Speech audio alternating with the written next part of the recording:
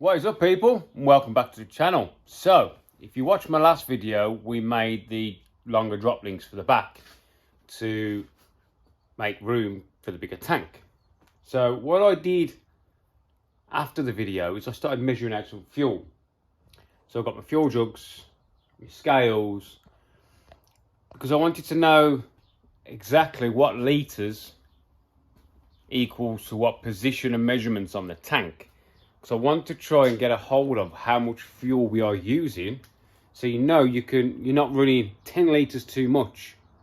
Do you know what I mean? If we just want enough with a bit of a buffer, and then also we can work out how long the car can go for. So I started off with 10 litres, and 10 litres, normally I always thought a litre is a kilogram, but it's not. Petrol does not weigh a litre.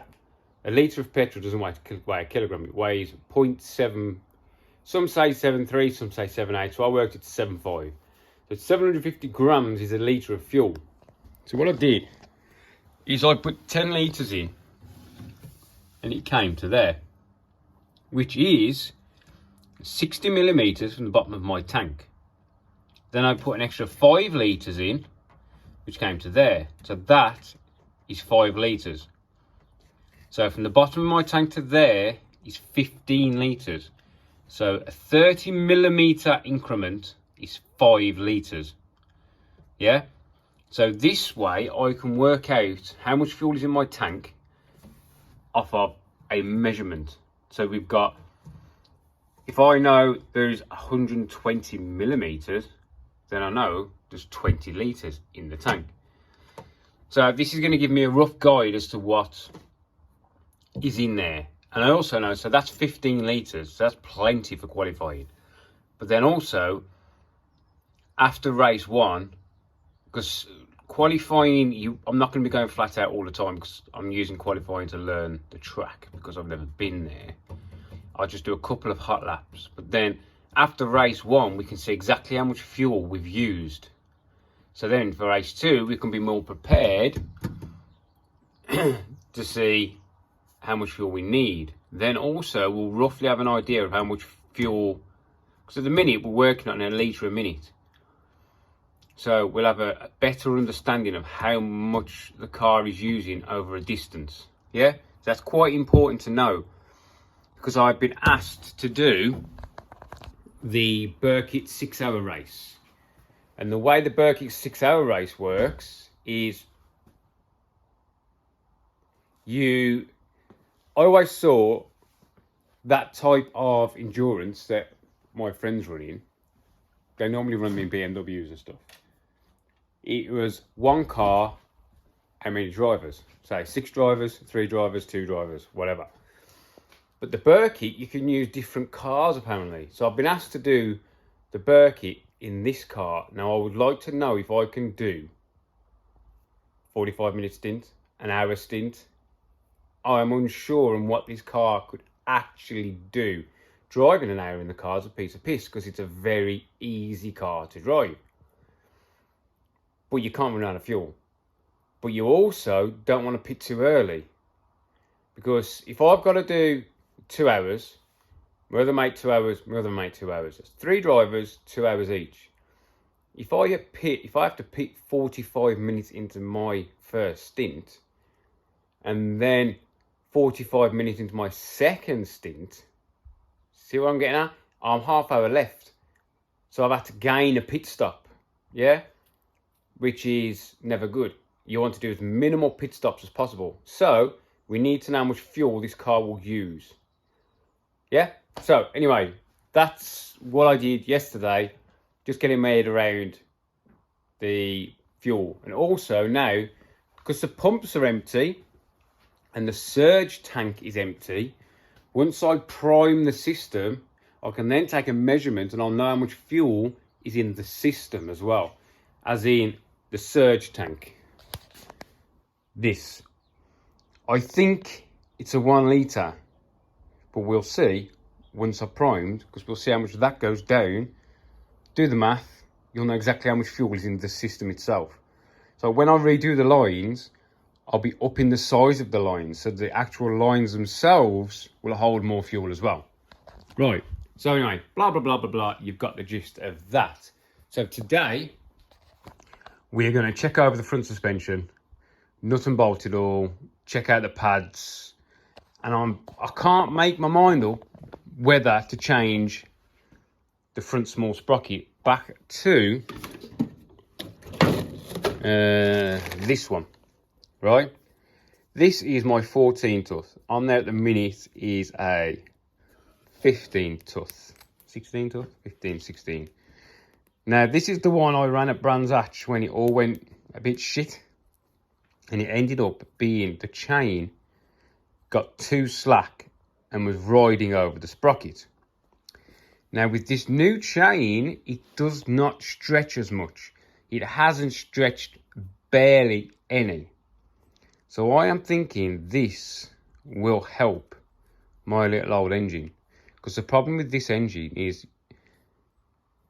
they lack in torque. Bike engines lack in torque. That is the downside with a bike engine. People say, oh, it goes sequential, it revs all this. Yes, but they're pretty slow. As in, this car is way underpowered for anything else I'm against. So this helps because it's a smaller gear.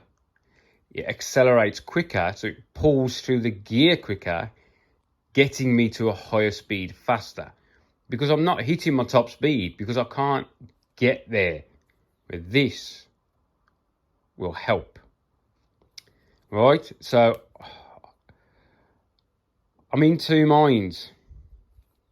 I think I'm going to chuck it on, and I'll take the other ones with me anyway in a spare chain. Just in case, yeah? But I think this is going to help my underpower situation. So we're going to swap that over as well. The oil's topped up. The new spark plugs are in. I've also stripped the coils down, cleaned the coils.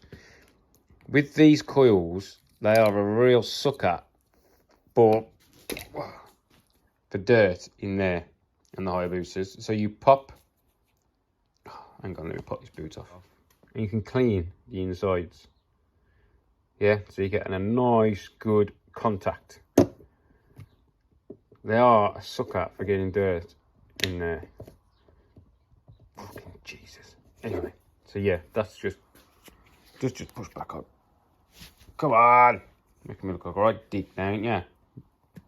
Anyway, that goes back on there. Just need a little bit more persuasion. So we've got nice new plugs. Coils clean. It does need the injectors cleaning. I am not going to lie. They've been in there a while now. But that's going to be after Combe. I'll get that done. We've got a bit of a break between Combe, Brands Mini Festival. So I'll get as much done as I can then. When I get back from Combe, I might just whip the injectors out, get them straight off, get them cleaned. Trying to get it into RLM for a remap are well worth getting in touch with. If they weren't so far away, I'd literally just walk in there. Because RLM really know their shit when it comes to these engines. Ryan, let's jack this up and have a look at the front end. Ryan, so it's been a couple of days and I've been working like a dog because I've been at work and trying to get this car ready. So I did put the smaller sprocket on, all the chains tensioned, lubed, bang on, fully nuts and bolted the car. Lucky I checked the front brakes because the pad was actually contacting the bell, the steel part. So I've clearanced those. I'll put some photos in.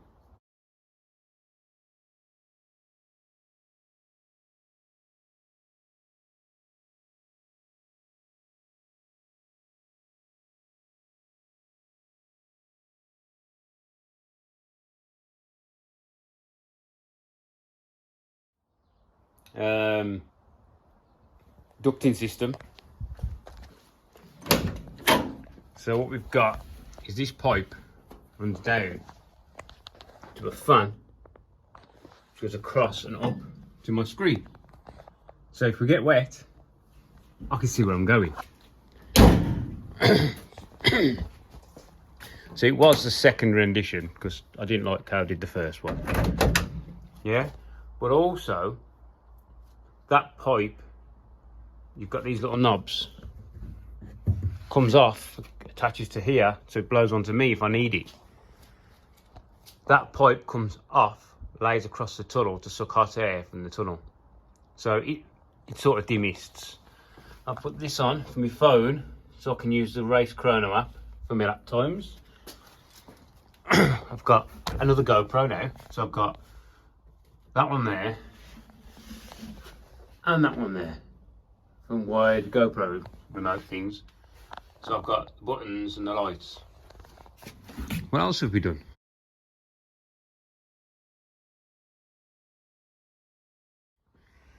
Wheels are all back on. Not much really. She's pretty much ready to go. Wets are washed because we might need them Saturday. Hopefully we won't. But yeah, it's all ready. And I got my third GoPro working, so don't tell anyone, but it will be there. I don't know what footage it's going to catch. But that case has been on there for freaking ages. So I'm just going to put it in, press record, and we'll see until the battery dies what happens. Drained my catch tank because it had a little bit of fluid in and some oil, and I've never emptied it, so yeah. We're gonna have a play with the rear suspension. I think I'm gonna try and run it a bit stiffer in the dry, and in the wet I'm gonna leave the roll bar on the back and take the roll bar off the front. Now a few seasoned racers have told me that's the better way to do it, because when I take the one off the back, you're allowing the back to roll, which is running the tyre more onto the edge, which gives you less grip because you've got less of a contact patch. So we'll try that. That's if we get wet.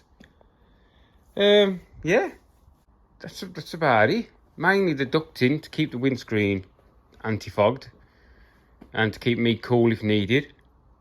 Switches are this switch panel. My switch panel here, I've actually raised it up 1.5 inches to bring this up, and I've moved this over because I couldn't see any of the panel. So that's done.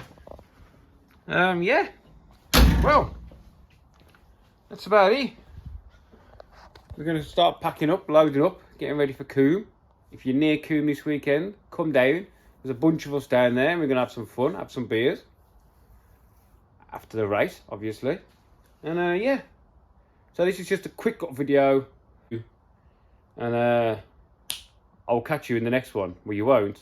It'll probably be some footage after I get it edited, because I've got the extra cameras to put the views all in. I need proper editing, I think. Don't think my vast knowledge of nothing is going to help. Right then, see you next one, people.